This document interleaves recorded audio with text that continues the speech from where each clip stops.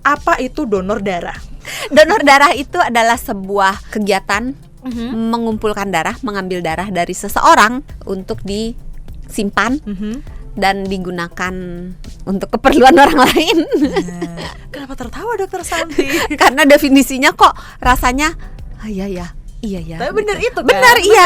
Syarat dan ketentuan apa sih yang perlu dijalankan, yang perlu diketahui oleh sahabat Sonora ini yang pengen donor darah, Dok? Yang pertama tentunya harus sehat dulu.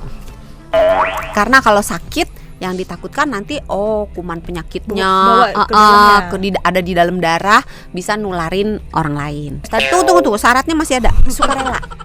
Oh iya benar. Jadi di form terakhir itu tulisannya itu benar. Iya, membuat resiko-resiko penyakit jantung, resiko-resiko terkena stroke, resiko-resiko penyakit kanker itu menurun kalau kita rutin donor darah.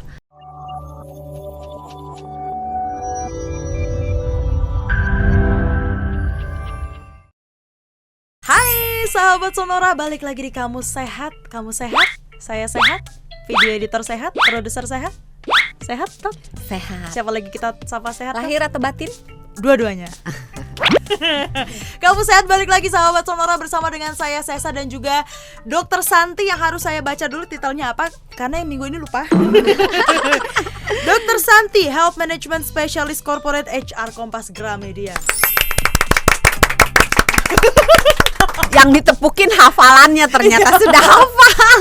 Banyak banget guys. Doksan apa kabar Doksan? Luar biasa baik. Sesa bagaimana? Baik juga. Pakai luar biasa dong. Luar biasa baik. Ini kayak emak-emak banget, memang harus jamnya pakai luar biasa. Iya dong. Doksan, ini kalau kita di Kamu Sehat pasti kita akan berbincang-bincang ya ini seputar kesehatan. Kali ini kita mau membicarakan salah satu aktivitas, salah satu kegiatan yang Sesa sudah lakukan beberapa kali. Jangan mikir udah donor darah, udah itu aja sahabat Sonora. Donor darah ini yang kalau kita ngomong donor darah, ada beberapa orang yang dia pengen donor tapi nggak bisa, ada yang dia takut sama jarum, ada yang dia takut sama darah, ada yang dia banyak sih variasinya. Cuman Sesa adalah salah satu orang yang senang kalau donor darah. Bukan kebal sama jarum. Agak Samson Betawi gak sih? Jadi kalau ditusuk nggak mempan gitu. Bengkok kalau di film-film zaman dulu tuh gitu, sahabat Sonora bengkok dia gitu kan. Hari ini kita mau bahas donor darah.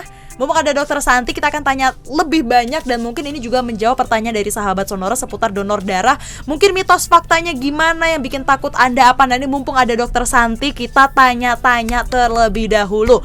Doksan, ya. Ini seperti pada umumnya, kalau misalnya kita akan memulai pembicaraan, kita mulai dari what?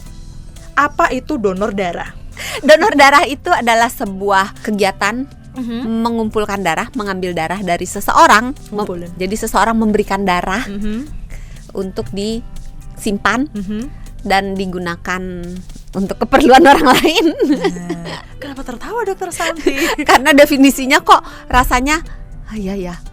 Tapi benar itu kan? Benar. Karena mengumpulkan, terus akhirnya yang udah dikumpulkan disimpan. Kalau nanti suatu hari ada orang yang membutuhkan si darah tersebut. Iya betul. Gitu kan. Nah, untuk bisa mendonorkan darahnya, ini kan sebenarnya ada syarat-syarat tertentunya. Ini yang syarat juga, dan ketentuan berlaku.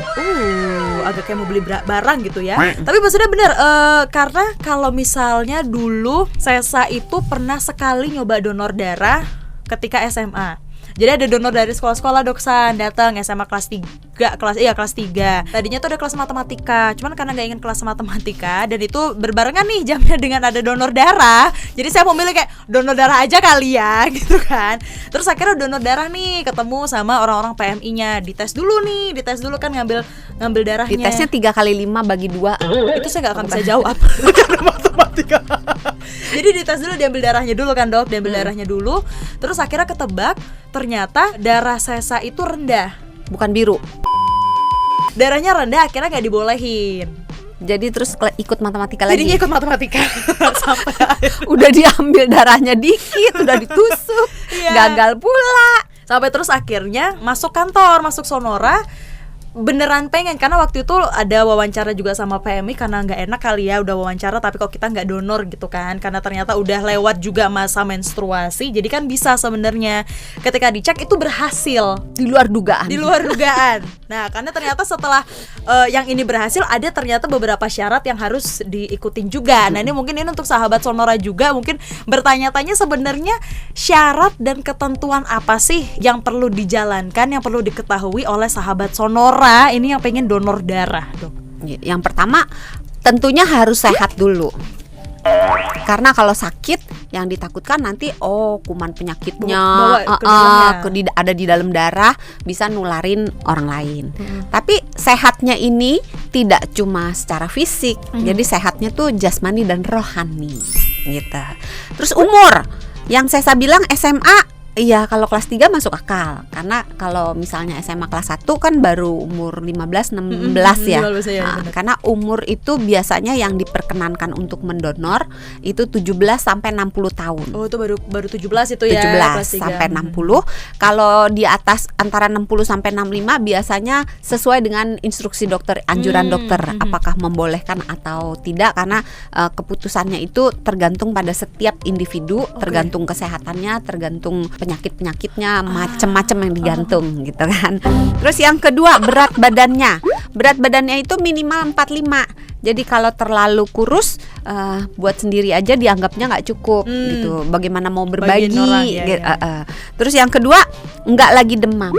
Suhunya itu 3,6 sampai 37,5. 36,6. Oke, 3,6 kayak rendah sekali. Es batu. 36,6 sampai 37,5. Terus nadinya itu antara 50 sampai 100. Tensinya mesti pas. Ketinggian nggak boleh, kerendahan juga nggak boleh. Berapa mesti pasnya? Pas. Yang atas itu antara 100 sampai 180, yang di bawah tuh 70 sampai 100. Oh, that's why saya aman kemarin. Aman. Kemarin berapa? 120. Bawahnya? Karena harus ada angka atas, ada angka bawah. Dia lupa, anggap aja 80 lah ya. Anggaplah itulah ya. Biar ada di dalam range. Iya, gitu. biar masuk, biar bisa. Terus HB-nya itu 12,5 sampai 17. Terus yang terakhir donor darah, maksudnya donor darah yang paling terakhir itu harus sudah lebih dari 2 bulan. Jadi nggak boleh tiap bulan donor darah gitu, nggak boleh. Ada. Kalau yang darah semuanya ya, nggak, bukan sejenis. Karena darah kan macam-macam, ada plasma, ada keping darah, ada darah merah. Kalau seluruhnya seperti yang PMI biasa lakukan, itu 2 bulan jaraknya. Kalau untuk yang cewek, Dok? Sama, cewek cowok. Kan biasanya kalau ada yang menstruasi, itu jarak dari menstruasi ke bisa donor? Biasanya jangan waktu menstruasi. Terus tunggu, syaratnya masih ada, sukarela. Oh iya, benar. Jadi di form terakhir itu tulisannya itu, benar. Iya, harus yang dibuktikan dengan mengisi form itu sukarela. Benar. Karena tidak boleh dipaksakan, karena kegiatan ini merupakan kegiatan Sosial. yang sosial yang harus sukarela gitu. Nah, tadi yang perempuan kalau menstruasi tidak dianjurkan untuk donor darah, tunggu menstruasinya selesai dulu. Kalau lagi hamil juga tidak dianjurkan, kecuali atas anjuran dokter ya. Terus kalau menyusui juga tidak dianjurkan. Terus kalau yang tidak dianjurkan lagi masih banyak sih sebenarnya. Kondisi-kondisi apa nih? Kondisi tertentu apa nih yang tidak memperbolehkan seseorang untuk donor darah? Yang tadi ya, yang tadi kan harus sehat. Ternyata dia lagi sakit, misalnya batuk, pilek, demam gitu. Itu sebaiknya tidak dulu, karena ditakutkan misalnya dia batuk, di dalam dalam badannya ada bakteri yang mungkin bisa terbawa di darahnya itu. Terus mungkin dia menderita penyakit-penyakit yang menular lewat darah, misalnya hepatitis B, hepatitis C. Kalau A nggak apa-apa. Kok ada pengecualian? Iya, kalau hepatitis A itu biasanya sembuh sempurna. Yang nggak boleh itu hepatitis B, hepatitis C. Terus misalnya HIV, misalnya sifilis. Jadi penyakit-penyakit yang menular melalui darah juga tidak diperkenankan untuk melakukan donor darah. Biasanya menetap itu. Kalau misalnya yang tadi kan menstruasi, hamil, menyusui atau lagi sakit, itu kalau udah beres masalahnya udah boleh lagi. Tapi kalau menderita penyakit yang tadi itu menular lewat darah, itu biasanya tidak diperkenankan untuk donor darah lagi, karena ditakutkan misalnya hepatitis B, takutnya nanti terbawa gitu. Jadi kalau memang mau donor ya Cek dulu cek dulu. Biasanya sih nggak bisa. Terus kalau misalnya habis minum obat-obatan, iya. Nah, ini banyak nih yang nanya, dok saya habis minum antibiotik, ini masih tinggal 3 hari lagi misalnya. Itu juga sebaiknya menunda. Tunggu sampai antibiotiknya selesai dulu, baru boleh menyumbangkan darah. Kalau vitamin gitu dok? Kalau vitamin nggak apa-apa. Kalau obat-obatan yang beredar bebas gitu, kayak misalnya obat buat sakit mah misalnya, atau obat sakit kepala gitu, itu nggak apa-apa, boleh. Oh, berarti cuma untuk obat-obat yang untuk apa ya, penyakit agak sedikit perlu konsultasi dokter lah mungkin bilangnya ya. Iya. Terus untuk penyakit-penyakit juga sebenarnya kalau penyakit-penyakit kayak hipertensi atau diabetes, selama dia terkontrol dengan baik, dia biasanya boleh. Tapi untuk kasus-kasus yang seperti itu biasanya nih konsultasi ke dokter dulu. Tapi biasanya boleh selama terkontrol. Tapi kalau diabetesnya aja udah gulanya tinggi sekali kalau gitu tinggi, ya. biasanya dia nggak akan kemana-mana juga nggak sih? Kayak iya kan? Belum tentu loh. Pasien-pasien diabetes yang gulanya 300, 350 itu kerja seperti biasa, dan kadang-kadang mereka nggak tahu bahwa gulanya itu tinggi. Itulah mengerikannya penyakit-penyakit yang gejalanya itu samar. Hipertensi juga gitu. Pasien-pasien yang tensinya tinggi, misalnya ya nggak usah jauh-jauh. Waktu kemarin deh pas mau vaksin COVID, banyak kan yang gagal tensinya 190. Tapi kalau ditanya biasa aja kan, ada rasa nggak loh? Baru mau kerja biasa aja, nggak ada rasa apa-apa. Itu sebabnya penting untuk medical check up. Tuh, medical check up sahabat Sonora. Kalau memang niatnya adalah ingin menolong sesama, sebelum menolong disiapkan lagi diri kita di dalamnya, apakah sudah cukup baik untuk memberikan ke orang lain. Tapi selain beraksi sosial dengan donor darah, manfaat apa lagi nih Doksen yang bisa kita dapatkan dari donor darah selain membantu orang lain? Sebetulnya gini, kalau kita mendonorkan darah, di dalam darah itu kan ada darah merah. Di dalam darah merah itu kan ada besi. Beberapa orang mengalami besi yang berlebihan di dalam badannya. Yang dirasakan apa dok? Nggak ada. Oke. Nah, dengan menyumbangkan darah berarti kan si besinya ini juga berkurang gitu. Nah, untuk beberapa orang juga ada yang memang dia sel darah merahnya berlebihan. Kalau dia lebihnya nggak banget, dia boleh mendonor. Tapi kalau berlebihannya sangat di atas 20 Hb-nya biasanya itu dibuang. Jadi dia darahnya diambil tapi dibuang. Dan memang benar ada penyakit seperti itu. Jadi darahnya kebanyakan, dalam tanda kutip ya, kebanyakannya terlalu merah gitu, terlalu kental ya?